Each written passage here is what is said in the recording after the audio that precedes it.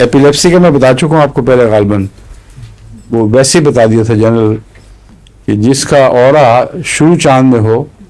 اس میں شلیشیا بہت اہم دوا ہے۔ ایپیلیپسی کے لیے جو میں نسخہ یہاں استعمال کرا چکا ہوں بہت سے معاملات کیسز میں، اور جتنے پہلے کرتا رہا ہوں کیوپرم کے ایسے علاج، ان سب سے یہ بہتر نکلا ہے۔ وہاں پاکستان میں عموماً روٹین میں کیوپرم سے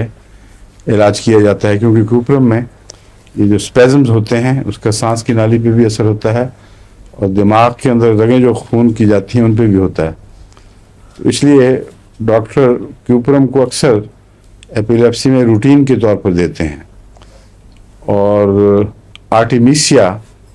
اس کے ساتھ مددگار دوا کے طور پر جو مدر ٹنکچر میں دی جاتی ہے۔ لیکن میں نے دیکھا ہے کہ اگر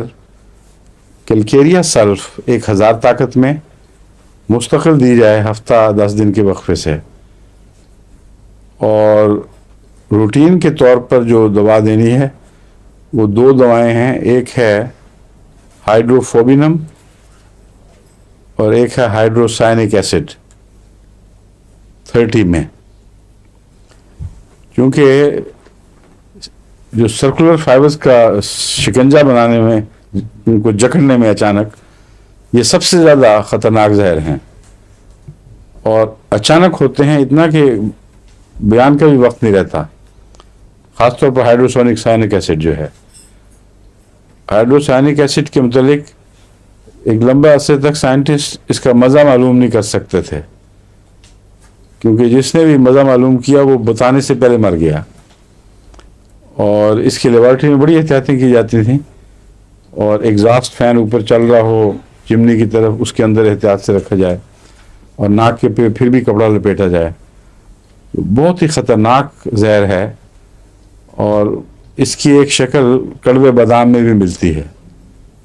مگر اتنا ڈائلیوٹ ہوتا ہے، اس وقت تو سائنٹسٹ کو پتہ نہیں تھا کہ کڑوے بادام میں یہی ہے،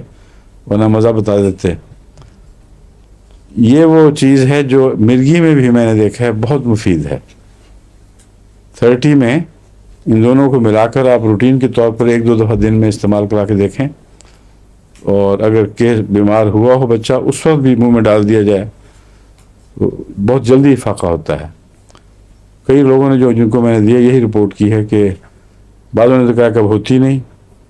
بعضوں نے کہا ہوتی ہے مگر کم، فوراً فائدہ ہو جاتا ہے۔ تو یہ بھی لوگ استعمال کر کے دیکھیں، اور اچھا فائدہ ہو تو مجھے رپورٹ کریں، اور اگر کہیں بعض کیسز میں فائدہ نہ ہو تو وہ بھی بتائیں کہ وہ کس قسم کے مریض تھے جن کو کوئی فائدہ نہیں ہوا، تاکہ ہمیں اندازہ ہو جائے کہ کن علامتوں میں دینی چاہیے، کن میں نہیں دینی چاہیے۔